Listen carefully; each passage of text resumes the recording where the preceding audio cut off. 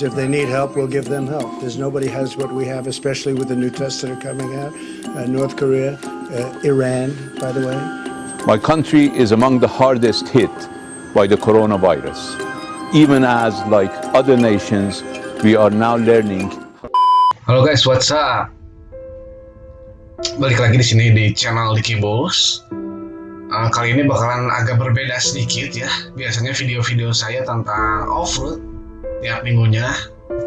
Namun kali ini saya bakal di luar itu ya, di luar tentang video-video off-road. Karena kegiatan-kegiatan yang biasa saya lakuin bareng teman-teman bakalan di shutdown dulu, off dulu. Karena telah meluasnya virus corona COVID-19. Untuk kalian, apakah kalian percaya atau yakin bahwa virus ini adalah virus asli atau hanya virus buatan? Karena ada konspirasi propaganda dari elit global. Itu terserah kalian. Yang penting kita tonton dulu video berikut ini, oke? Saya akan bahas menurut pemahaman saya sendiri yang diambil dari beberapa sumber. Check it out. Teori konspirasi COVID-19. Seperti yang kita ketahui, wabah virus corona ini telah menjangkit puluhan negara dari beberapa seluruh penjuru dunia. Dan menurut data di Indonesia, per hari ini, tanggal 25 Maret 2020, di Indonesia saja terdapat 790 kasus positif, 58 meninggal dunia, dan 31 sembuh. Dan di Jawa Barat saja, menurut info dari Pikobar yang saya dapat, ada 73 kasus positif corona dan 3.669 ODP dan 572 PDP pasien dalam pengawasan. Belum lagi kalau ditambah keseluruhan ODP dan PDP di Indonesia. Wow, banyak banget berarti ya sebenarnya ya. Atau mungkin lebih banyak mungkin dari data ini karena semuanya belum terdata atau hasil cek labnya belum keluar semua. Dan tak kalah penting, virus corona ini telah sukses memukul mundur perekonomian dunia. Akibatnya, dibatasinya transportasi untuk mencegah penularan virus lebih lanjut. Tapi, di tengah kisruh kepanikan virus ini, ada sebuah kejanggalan-kejanggalan yang terasa aneh menurut saya untuk ukuran penyakit baru, yaitu virus ini menyebar sangat cepat. Bahkan hanya beberapa bulan saja, belum ada 1 tahun ini, virus ini sudah menyebar ke hampir seluruh penjuru dunia dengan total korban mencapai ratusan ribu jiwa. Yang kedua, virus corona COVID-19 ini tidak mematikan seperti SARS atau MERS yang dimana dua penyakit ini sama-sama yang ditimbulkan oleh virus corona. Sama-sama corona, namun beda jenis. Dan menurut data, 56,6% terinfeksi corona COVID-19 dinyatakan sembuh. 40%-an sisanya dinyatakan dalam perawatan atau masa penyembuhan. Jumlah yang meninggal hanya 3,5%. Sedangkan dibandingkan dengan penyakit-penyakit lainnya seperti flu burung, MERS, Ebola, TBC, dan SARS, tingkat kematiannya yang ditimbulkan dari virus COVID-19 cenderung lebih rendah dibandingkan virus-virus sebelumnya. Tapi mengapa media lebih suka memblow up berita-berita tersebut dibandingkan memberitakan penyakit-penyakit lain yang lebih mematikan? Bukannya ini aneh? Nah, dari keanehan-keanehan ini akhirnya muncullah teori konspirasi COVID-19. Di antaranya yang pertama, virus COVID-19 ini adalah kiriman dari tentara militer Amerika untuk Cina. Dan dilansir dari liputan6.com, pejabat Cina mengklaim kasus pertama virus corona COVID-19 bukan berasal dari negaranya, melainkan dari Amerika sendiri. Ia menuding tentara asal AS yang membawa COVID-19 ke negara Cina tersebut. Juru bicara Kementerian Cina Zhao Lijian dianggap melontarkan tuduhan yang sama setelah dalam akun Twitter pribadinya menyebut ada teori konspirasi yang menuduh AS sebagai dalangnya. Merebaknya virus COVID-19 pertama kali di Cina, tepatnya setelah terjadinya perang dagang antara Cina dengan Amerika dimulai.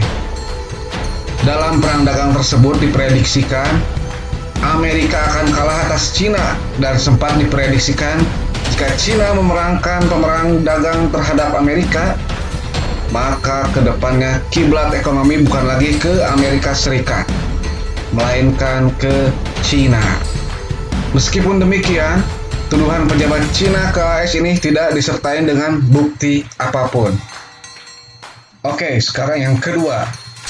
COVID-19 bukannya penyakit biasa, melainkan senjata biologis yang diciptakan untuk memulainya perang.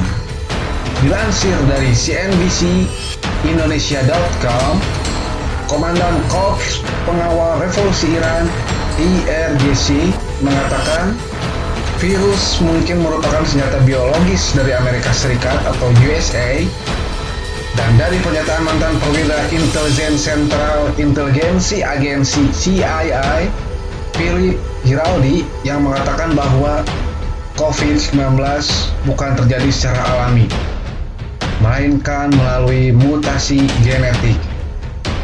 Giraldi juga menyebut virus mematikan itu sengaja diproduksi di laboratorium oleh Amerika Serikat bekerja sama dengan Israel.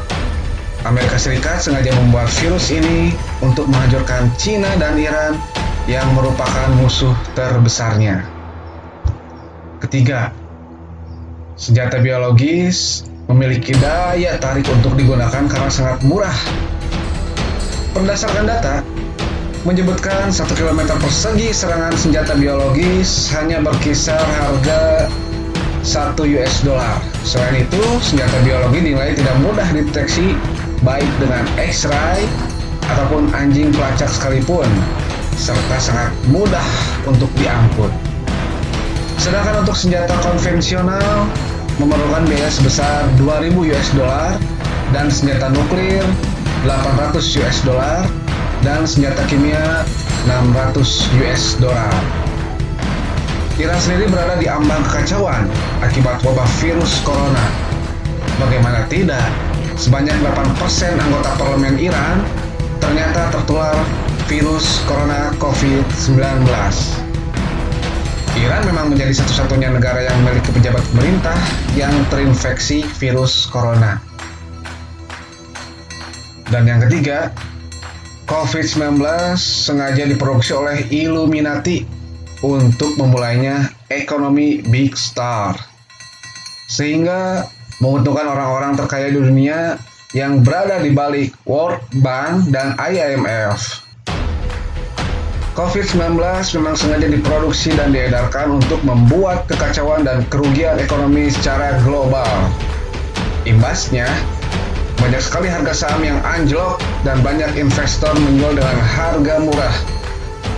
Selain itu, dengan merebaknya wabah virus corona COVID-19, mau tidak mau akan memukul banyak negara menuju kerugian ekonomi akibat tersedotnya banyak biaya untuk merawat warga yang sakit atau untuk mendanai warga-warga yang diisolasi selama masa karantina atau lockdown. Bayangkan saja, jika pemerintah memberlakukan di suatu daerah karantina atau lockdown, berarti pemerintah harus menghidupi masyarakatnya minimal 14 hari ke depan. Untuk satu keluarga saja, dikalikan jumlah penduduk dan dikalikan jumlah rupiah, pemerintah harus menyediakan berapa rupiah? Belum untuk biaya operasional rumah sakit, tenaga medis, dan lain-lain. Dari mana negara mempunyai uang sebanyak itu? Kalau ujung-ujungnya dari IMF. Dan selain itu, Efeknya banyak perusahaan yang akan mengalami kerugian dan menurunnya pendapatan negara. Akibatnya, mau tidak mau, resesi atau perlambatan ekonomi akan diprediksi benar-benar terjadi secara global. Bayangin, secara global. Bagaimana kalau ini terjadi sehingga suatu negara harus membangkitkan perekonomian mereka? Tentu saja, kemana lagi negara-negara yang merugi ini akan berhutang jika bukan ke World Bank dan IMF. Sedangkan World Bank dan IMF yang menjadi bagian dari PBB sendiri memiliki penyokong dana di baliknya dan disinyalir adalah Illuminati. Di mana Illuminati sendiri adalah perkumpulan rahasia yang tidak terekspos oleh media, di mana pesertanya sebagian adalah para konglomerat dunia dan diisukan menjadi dalang di balik revolusi Prancis, Perang Dunia I, dan Perang Dunia II. Selain mendapatkan banyak keuntungan dari bunga pinjaman, Illuminati juga disinyalir akan mendapatkan banyak keuntungan dari harga-harga saham yang akan jatuh, di mana mereka bisa membelinya sekarang dengan harga murah dan menjualnya kembali saat harga sudah tinggi ketika perekonomian global sudah pulih kembali. Bagi penganut teori konspirasi, sudah tidak asing lagi bahwa Illuminati adalah sebuah organisasi rahasia yang berisikan anggota dari beragam profesi, mulai dari petinggi negara, konglomerat terkaya di dunia, hingga artis-artis kelas dunia. Tujuannya dibuatnya Illuminati ini tentunya untuk mensejahterakan kepentingan-kepentingan anggotanya dan menguntungkan orang-orang di dalamnya. Konspirasi terbesar adalah membuat dunia menjadi satu tatanan baru atau New World Order, di mana nantinya di dunia ini semua negara dan wilayah akan berada di bawah satu komando atau kepemimpinan, tidak ada lagi perebutan kekuasaan internasional. Dan jika itu terjadi, tentunya akan mudah bagi anggota Illuminati untuk mengontrol dunia dan mencetak kekayaan sebanyak-banyaknya dari seluruh belahan dunia. Untuk melancarkan maksud mereka ini, maka dibentuklah Organisasi Persatuan Dunia yang kita sebut sebagai PBB, Persatuan Bangsa-Bangsa, yang awalnya didirikan oleh Amerika, Inggris, dan Uni Soviet. PBB sendiri memiliki beberapa suborganisasi, lebih kecil diantaranya World Bank dan IMF, yang mengurus segala hal berkaitan dengan perekonomian dan perputaran uang di dunia. Konglomerat anggota Illuminati sendiri seperti Rothschild dan kawan-kawannya dilansir menjadi pendana bagi World Bank dan IMF. Jadi, apapun kegiatan yang dilakukan oleh World Bank dan IMF, ini tentunya akan membawa keuntungan bagi para konglomerat ini, termasuk program pinjaman kepada negara-negara yang membutuhkan pasca meredanya wabah virus corona nantinya. Memang sih guys, banyak teori-teori konspirasi yang merebak di antara virus COVID-19 ini yang merebak secepat kecepatan cahaya. Apakah kalian setuju guys dengan teori-teori konspirasi di atas? Atau kalian menemukan konspirasi lainnya? Silakan tulis kolom komentar di bawah ini. Dan jangan lupa subscribe, like, and comment.